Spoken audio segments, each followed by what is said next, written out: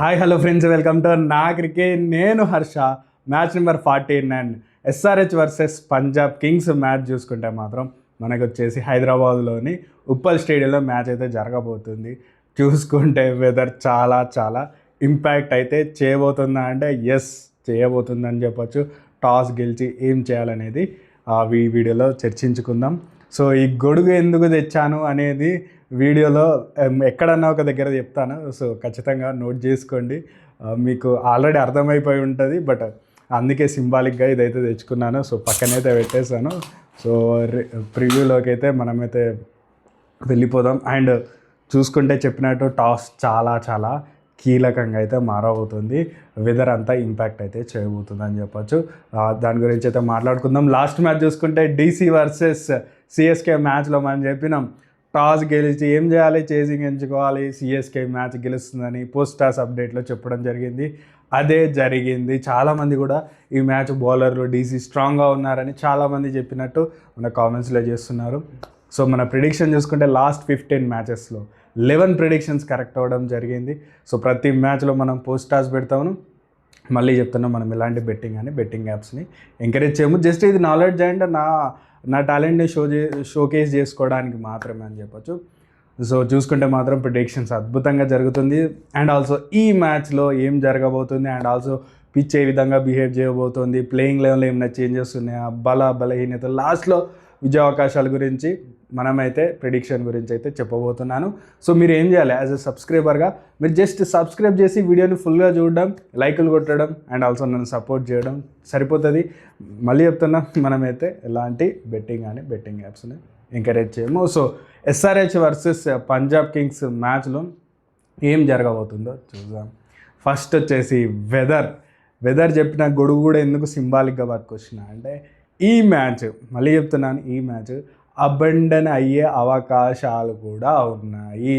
And match టైంలో కొంచెం వర్షం పడుతుంది అండ్ హైదరాబాద్లో రెయిన్ థ్రెట్ అయితే ఉందని చెప్పొచ్చు. 80% రెయిన్ అయితే కనిపించబోతుంది. అండ్ ఆల్సో 10 o'clock కూడా వర్షం పడే అవకాశాలు కనిపిస్తుండడంతో ఈ మ్యాచ్కి అబండన్ అయ్యే అవకాశాలు కొంచెం ఎక్కువనే ఉన్నా సరే, మేబీ మనం వెదర్ ఎవరు కూడా క్యాలిక్యులేట్ చేయం, బట్ డిస్టర్బెన్స్లు అయితే ఉండే అవకాశం ఉంది. కొంచెం మనకి చూసుకుంటే రెయిన్ పడితే మనకి క్రికెట్ లవర్స్ ఎవరికి నచ్చదు, నాకైతే అసలు నచ్చదు.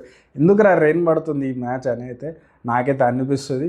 సో రెయిన్ థ్రెట్ అయితే ఉండబోతుంది కాబట్టి టాస్ గెలిచి కెప్టెన్ ఏం చేయాలి, టాస్ గెలిచి మళ్ళీ చెప్తున్నాను, కళ్ళు మూసుకొని చేసింగ్ తీసుకోండి. ఎందుకంటే డక్వర్త్ లూయిస్ మెథడ్ అనేది ప్లేలోకి వస్తుంది. అండ్ ఆల్సో మ్యాచ్కి ముందు కూడా వర్షం పడుతుంది కాబట్టి కొంచెం మనకి మాయిశ్చర్ అనేది పిచ్ మీద ఉంటుంది, అది హెల్ప్ అవుతుంది బౌలర్స్కి. కాబట్టి 2 విధాల మనకి చూసుకుంటే 3 విధాలు అని చెప్పొచ్చు. T20s క్రికెట్ మొత్తం కూడా చేజింగ్కే అనుకూలిస్తుంది కాబట్టి సో 3 విధాల కూడా పెద్ద పాజిటివ్. టాస్ గెలవండి, మ్యాచ్ని పాకెట్లో వేసుకోండి అని చెప్పే మ్యాచ్ అని చెప్పొచ్చు. టాస్ ఎంత కీలకం అని చెప్పినాం అండ్ ఆల్సో వెదర్ ఎంత కీలకం అని చెప్పినాం. అండ్ 2 టీమ్స్ బలహీనతల గురించి మాట్లాడుకుంటే మనమైతే పంజాబ్ కింగ్స్ గురించి అయితే ఫస్ట్ అయితే మాట్లాడుకోవాలి. లాస్ట్ 2 మ్యాచ్లు వాళ్ళైతే ఓడిపోయి వస్తున్నారు. అద్భుతమైన స్టార్ట్ చేసినారు. వీళ్ళ లక్కీ చామ్ ఎవరు ఉన్నారంటే శశాంక్ అని చెప్పుకోవాలి. ఎందుకంటే శశాంక్ ఉన్న మ్యాచ్లు క్యాచ్లు అంత ఘోరంగా క్యాచ్లు వదిలేసిన పంజాబ్ కింగ్స్ గెలిచింది. బట్ చూసుకుంటే ఎప్పుడైతే క్యాచ్లు వదలకుండా మంచిగా ఆడుతున్నా మ్యాచ్లు ఓడిపోతున్నారు. వాళ్ళు లక్కీ చామ్ శశాంక్ని తెచ్చుకుంటారు, మరి ఎవరి ప్లేస్లో తెచ్చుకుంటారని క్యాల్కులేషన్ చేసుకోవాలి. ఎందుకంటే షెక్ లాస్ట్ మ్యాచ్ ఎంత అద్భుతంగా ఆడిండు అసలు. ఈ సిచ్యువేషన్ నుంచి ఆ బ్యాటింగ్ యంగ్స్టర్స్ చేయడం చాలా చాలా మంచి, అంటే రేర్ అని చెప్పొచ్చు. అట్లాంటి చూపించింది అన్నట్టు. అండ్ ఆల్సో పవర్ ప్లే మనం చూసుకుంటే ప్రియాంశ్ ఆర్య అండ్ ప్రభసిమ్రన్ మళ్ళీ ఒకసారి ఈ మ్యాచ్లో రెచ్చిపోయి ఆడే అవకాశాలు కనిపిస్తూ ఉన్నాయి. ఎందుకు అంటే మీరు చూసుకుంటే ఆపోజిట్లో మనకి ఎస్ఆర్హెచ్లో పవర్ ప్లే బౌలింగ్ కొంచెం వీక్ ఉందని లాస్ట్ 2 మ్యాచ్లుగా మనం చెప్తున్నాను. మళ్ళీ ఒకసారి అది పాయింట్ ఎస్ఆర్హెచ్ గురించి మాట్లాడినప్పుడు చెప్తాను. అండ్ ఆల్సో చూసుకుంటే మనకి మిడిల్ ఆర్డర్ నుంచి కూపర్ కానీ శ్రేయస్ అయ్యర్ కానీ ఖచ్చితంగా తగులుకునే అవకాశం ఉంది. మంచి బ్యాటింగ్ పిచ్ ఉంటుంది. మీరు చూస్తే ఎక్కడైనా సరే మనకి ఎస్ఆర్హెచ్ హైదరాబాద్లో మాత్రం మంచి బ్యాటింగ్ పిచ్లు ఉంటాయి. కొంచెం మాయిశ్చర్ ఉండే అవకాశం ఉంది తప్పించి మంచిగా బ్యాట్ మీదకి వస్తుంది. ఈవినింగ్ గేమ్ మళ్ళీ అద్భుతమైన ఆట అయితే చూడబోతున్నామని చెప్పుకోవచ్చు. మిడిల్ ఆర్డర్లో మనకు చెప్పినట్టు స్టాయినెస్ కానీ షెగ్డే కానీ మేబీ శశాంక్ను కూడా తీసుకొచ్చే అవకాశం ఉంది. లక్కీ శర్మ అని చెప్పినాం కదా, తను ఎవరి ప్లేస్లో ఆడతాడని చూసుకోవాలి. అండ్ చూసుకుంటే వీళ్ళకి బ్యాటింగ్ సాలిడ్ ఉంది, మంచి రన్స్ చేయగలరు. బౌలింగ్ విషయానికి వస్తే హర్షదీప్ సింగ్ నుంచి థ్రెట్ అయితే ఉందని చెప్పుకోవచ్చు. క్లౌడ్ కవర్ ఉన్నప్పుడు ఖచ్చితంగా హర్షదీప్ ఆ స్వింగులు చేస్తాడు. బట్ ఈ సీజన్లో వరల్డ్ కప్ తర్వాత వరల్డ్ కప్ హీరోస్లో చాలా తక్కువ మంది బెస్ట్ పర్ఫార్మెన్స్ చేస్తున్న హర్షదీప్ సింగ్ నుంచి తగిన స్వింగ్ అనేది లభిస్తలేదు. మరి తనకి గర్ల్ ఫ్రెండ్ కూడా వచ్చింది కొత్తగా. అండ్ ఆల్సో చూసుకుంటే వరల్డ్ కప్ గెలిచి వచ్చేస్తున్నాడు, కొంచెం రిలాక్స్ అయిందా అనేది కనిపిస్తున్నా. లాస్ట్ కొంచెం కాంట్రవర్సీ ఒకటి అయింది, తను కూడా రియాక్ట్ అయ్యిండు. చిన్న కాంట్రవర్సీ అయింది. బట్ మళ్ళీ లాస్ట్ మ్యాచ్లో కొంచెం పర్లేదు అనిపించిండు శుభన్ గిల్ వికెట్ తీసినాక. మేబీ ఈ మ్యాచ్లో అభిషేక్ వర్సెస్ హర్షదీప్ సింగ్ బ్యాట్లు అయితే చూడాలి. ఎందుకంటే హెడ్ని డక్అవుట్ చేసిన రికార్డ్స్ ఉన్నాయి. చూసుకుంటే మనకి ఆ స్వింగ్ బాల్ వేయడం, థర్డ్ స్టంప్ బాల్ వేసి తన్ని అవుట్ చేయడం, క్లీన్ బౌల్డ్ చేయడం, అది జరిగే అవకాశాలు కూడా కనిపిస్తున్నాయి. ఎందుకంటే హెడ్ లాస్ట్ మ్యాచ్ అద్భుతంగా ఆడిండు. మనకు తెలుసు కదా అద్భుతంగా ఆడితే ఏమవుతుంది, next match maybe Head wicket పడ్డదా మళ్ళీ కొంచెం ప్రాబ్లం అవుతుంది. బట్ అభిషేక్ శర్మ నుంచి బెస్ట్ పర్ఫార్మెన్స్ చూడొచ్చు. బట్ వీళ్ళు చూసుకుంటే వైశాఖని తీసుకొచ్చినారు, సో వాళ్ళకి కొంచెం బ్రాడ్లెట్ కూడా మంచి బౌలింగ్ వేయగలడు, ప్రాబ్లం లేదు. ఒక్క మ్యాచ్లో ఆఫ్ ఉంది కాబట్టి తప్పు పట్ట అవసరం. తను కూడా చూసే కేకేఆర్ మీద వర్షం పడ్డప్పుడు మంచి అవుట్ స్వింగ్ చేసిండు. సో బ్రాడ్లెట్, వైశాఖ్ డెత్లో మంచి బౌలింగ్ వేస్తాడు. అండ్ ఆల్సో చూసుకుంటే చహల్ లాస్ట్ మ్యాచ్ అయిపోయలేదు పిచ్కి తగ్గట్టు, బట్ ఈ మ్యాచ్లో కూడా కొంచెం స్పిన్నర్లకి బడత పూజ అవుతుంది. సో మనం ఏం చేయలేము, బ్యాటింగ్ పిచ్లో ఉంటాయి కాబట్టి. సో బౌలింగ్లో చూసుకుంటే మాత్రం లాస్ట్ మ్యాచ్ కానీ వీళ్ళు కానీ కొంచెం రన్స్ ఇస్తున్నారు Punjab Kings, but last match కొంచెం కట్టడి చేసినట్టు అనిపించింది. సో ఖచ్చితంగా పంజాబ్ నుంచి కూడా మంచి బౌలింగ్ అయితే వచ్చే అవకాశాలు కనిపిస్తున్నాయి. ఈవెన్ శశాంక్ కూడా మనకి ఈ ఇయర్లో జరిగిన ఒక మ్యాచ్లో పవర్ ప్లే తర్వాత 100 రన్స్ కొట్టిన మనోళ్ళు తర్వాత ఇద్దరు కూడా శశాంక్ అవుట్ అయినారు. కొంచెం స్లో వేస్తాడు కదా శశాంక్, సో అదైతే కొంచెం థ్రెట్ ఉంటుంది. అది తప్పించి మాత్రం ఎస్ఆర్హెచ్ విషయానికి వస్తే సన్ రైజర్స్ హైదరాబాద్ అని పెట్టుకున్నారు పేరు. 3 మార్నింగ్ గేమ్స్ ఓడిపోయినారు. సన్ ఉన్నప్పుడు ఓడిపోయినారు. నాకు అది జోక్ అనిపించింది. ఓడిపోయిన 3 మ్యాచ్లు కూడా చూసుకుంటే మార్నింగ్ మ్యాచ్లు. టాస్ ఓడిపోవడం, ఫస్ట్ బ్యాటింగ్ చేయడం, పిచ్ స్లోగా ఉండడం, రన్స్ చేయకపోవడం, అవుట్ అవ్వడం జరిగింది. పంజాబ్ మీద అంతా కొట్టినా సరే తర్వాత దాన్ని చేయలేకపోయినారు. సో సన్ రైజర్స్ అని పెట్టుకున్నారు, బట్ సన్ ఉన్నప్పుడు ఆఫ్టర్నూన్ గేమ్స్లో ఓడిపోతున్నారు. ఈవినింగ్ సన్సెట్ అయినాక వీళ్ళు సన్ రైజ్ అవుతున్నారు. సో అది కామెడీగా అనిపించింది. సో చూసుకుంటే మాత్రం అభిషేక్ ఈ ఇన్నింగ్స్ మంచిగా ఆడే అవకాశం ఉంది. హెడ్ ఒకవేళ మనకి హర్షదీప్ థ్రెట్ నుంచి వదులుకుంటే మాత్రం అద్భుతమైన పర్ఫార్మెన్స్ చేసే అవకాశం ఉంది. ఇషాన్ కిషన్ నుంచి రెస్పాన్సిబుల్ అంటే వరల్డ్ కప్లో ఒక విధంగా అనిపించినాడు, కెప్టెన్ చేస్తున్నప్పుడు కూడా పర్లేదు అనిపించినాడు. కానీ ఏదైతే మనం ఎక్స్పెక్ట్ చేస్తున్నాం ఇషాన్ కిషన్ ఇంకా రాలేదనే చెప్పుకోవాలి. లాస్ట్ మ్యాచ్లో లాస్ట్ బాల్ నరైంది, అవసరం లేదు 6 కొట్టడం. కొంచెం రెస్పాన్సిబుల్గా ఆడి ఉంటే మాత్రం ఖచ్చితంగా ఎస్ఆర్హెచ్ ఆ మ్యాచ్ గెలిచేది ఉండే, బట్ ఆ మ్యాచ్ ఓడిపోయింది. దాని తర్వాత చూసుకుంటే నితీష్ కుమార్ వచ్చే అవకాశాలు కనిపిస్తున్నాయి. క్లాస్ అని అద్భుతమైన ఫామ్లో ఉన్నాడు. నైట్ గేమ్ కాబట్టి మన వాళ్ళకి పర్వాలేదు. సలీల్ అరోరా కానీ అనికేతులు కానీ వీళ్ళ నుంచి 6లు 4లు చూసే అవకాశం ఉంది. అండ్ బౌలింగ్ విషయానికి వస్తే చెప్పినట్టు పవర్ ప్లే బౌలింగ్ మనది వీక్ ఉంది. సో ఇంతకుముందు ఏం చేసేదంటే ఇషాన్ కిషన్ కెప్టెన్గా ఉన్నప్పుడు పవర్ ప్లేలో మనకు చూసుకుంటే సో అందరు కొత్త బౌలర్లు ఉన్నా సరే ఏం చేసేదంటే ఇషాన్ మలింగ్ అని అండ్ హుస్సేన్ని 10th ఓవర్ తర్వాత అంటే పవర్ ప్లేలో 1 to 2 ఓవర్స్ వేయించి తర్వాత వీళ్ళని తీసుకొచ్చేవాడు, బాల్ని హోల్డ్ చేసేవాడు, ఆ రివర్స్ స్వింగ్ని ఉండేది.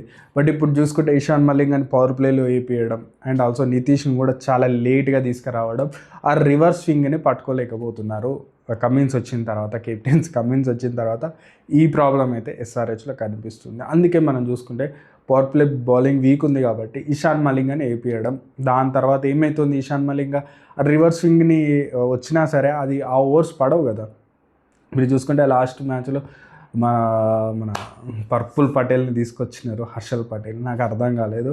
కొంచెం ఓకే అని చెప్పొచ్చు, బట్ రన్స్ ఇచ్చినాడు. సో మళ్ళీ పక్కన కూర్చోబెడతారా అంటే ఎస్, పర్పుల్ పటేల్ని పక్కన కూర్చోబెట్టి మన యంగ్ బౌలర్స్ని తీసుకొచ్చే అవకాశం అయితే ఉంది. హుస్సేన్ నుంచి ఎక్స్పెక్ట్ చేస్తున్నాను. హుస్సేన్ అద్భుతమైన బౌలింగ్ వేసే అవకాశాలు ఉన్నాయి. మళ్ళీ ఒకసారి ఇషాన్ మలింగ కూడా బౌలింగ్ వేసే అవకాశాలు ఉన్నాయి.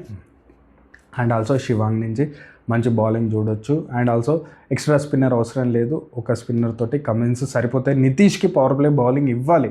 మీరు నితీష్ని పవర్ ప్లే బౌలింగ్ ఇస్తే ఒక 2 ఓవర్లో మీకు ఇషాన్ మలింగని 10th ఓవర్ తర్వాత వేసుకునే ఫ్లెక్సిబిలిటీ ఉంటుంది. లేకుంటే ఇంపార్టెంట్ ఒక ఓవర్ పవర్ ప్లే వేయించుకోండి.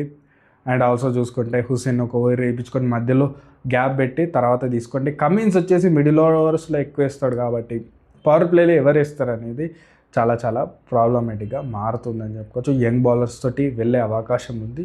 సో బ్యాటింగ్ బౌలింగ్ చూసుకుంటే ఇద్దరిది టీమ్స్ ఇది ప్రాపర్గా ఉంది. అండ్ ఆల్సో చూసుకుంటే వీళ్ళిద్దరి టీమ్స్ కూడా చాలా మంచి ఇంటెంట్తో దిగే అవకాశం ఉంది మ్యాచ్లో. ఎందుకంటే టేబుల్లో టాప్ 4లో ఉండే అవకాశాలు 2 టీమ్స్కి ఉన్నాయి కాబట్టి వీళ్ళు వస్తే సెమీఫైనల్స్, ఫైనల్స్ అయ్యే అవకాశం ఉంది. కాబట్టి ఖచ్చితంగా 2 టీమ్స్ కూడా చాలా, అంటే ఇక్కడ ఒక మ్యాచ్ గెలిచిందా వాళ్ళకి కొంచెం మెంటల్గా కొంచెం ఎడ్జ్ అనేది, ఒకవేళ సెమీఫైనల్స్, ఫైనల్స్ వచ్చినప్పుడు ఒక ఎడ్జ్ అనేది ఉంటుంది. ఆ ఎడ్జ్ గురించి ఈ మ్యాచ్లో చాలా ఇంటెన్సివ్గా, లేకపోతే అంతే ఈ మ్యాచ్ని గెలవాల్సింది ఏది ఏమైనా సరే అనే 2 టీమ్స్ నుంచి కాంపిటీషన్ కనిపించబోతుందా అంటే ఎస్, కనిపించబోతుంది. సో చాలా చాలా ఇంటెంట్గా జరిగే అవకాశం ఉంది. అండ్ చెప్పినట్టు పిచ్ మంచి బ్యాటింగ్కి అనుకూలిస్తుంది. అండ్ చెప్పినా కదా గొడుగు ఎందుకు తీసుకొచ్చినానని చెప్తాను కదా.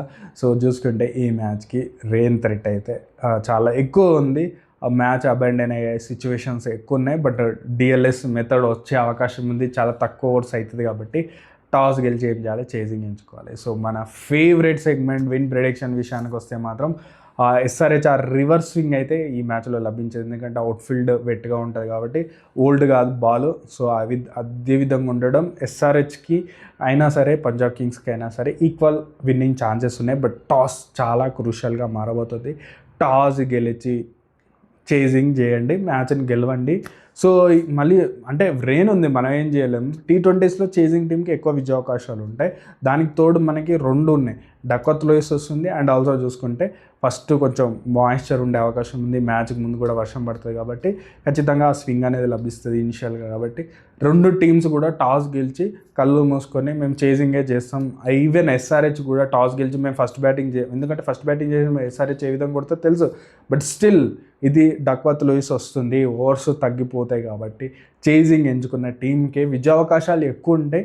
మనమైతే చేజ్ చేస్తే ఏ టీం చేజ్ చేస్తే ఆ టీం గెలిచే అవకాశాలు ఉంది. కాబట్టి మన ఫేవరెట్ సెగ్మెంట్లో గెలిచే అవకాశాలు అయితే chasing టీంకే ఉన్నాయనిపిస్తుంది.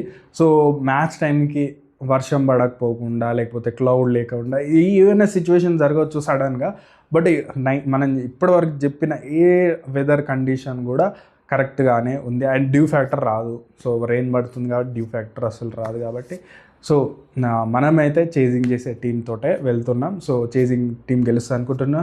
Last match DC versus CSK match ఏ విధంగా అనిపించింది, అండ్ ఈ మ్యాచ్లో నేను గొడుగు ఎందుకు తెచ్చినానో కామెంట్ సెక్షన్లో తెలియజేయండి. అండ్ ఆల్సో వీడియోని ఏ టైం పెట్టాలి, ఏ టైంకి మీరు ఫ్రీగా ఉంటారో కూడా కామెంట్ సెక్షన్లో చెప్పండి. రివ్యూస్ ఏ విధంగా ఉన్నాయో చెప్పండి. అండ్ ఆల్సో వీడియోని ఇక్కడ చూస్తే అంత ఇంత నచ్చినట్లే ఉంది కాబట్టి ఖచ్చితంగా లైక్, షేర్, సబ్స్క్రైబ్తో పాటు మన ఛానల్ సపోర్ట్ చేయాలనుకునే వాళ్ళు మెంబర్షిప్ని కూడా తీసుకోండి. అండ్ మళ్ళీ చెప్తున్నాను, మనం అనాలిసిస్ ఇచ్చేది, పోస్ట్ స్టార్స్ అన్ని ఇచ్చేది అన్నీ కూడా జస్ట్ నాలెడ్జ్ పర్పస్. క్రికెట్ని చూడండి, ఎంజాయ్ చేయండి. నేనైతే మస్త్ ఎంజాయ్ చేస్తున్నాను, మీరు కూడా ఎంజాయ్ చేయండి అని చెప్తూ ఇది వీడియో నచ్చితే కనుక ఖచ్చితంగా లైక్, షేర్, సబ్స్క్రైబ్ చేసుకోండి. Thank you.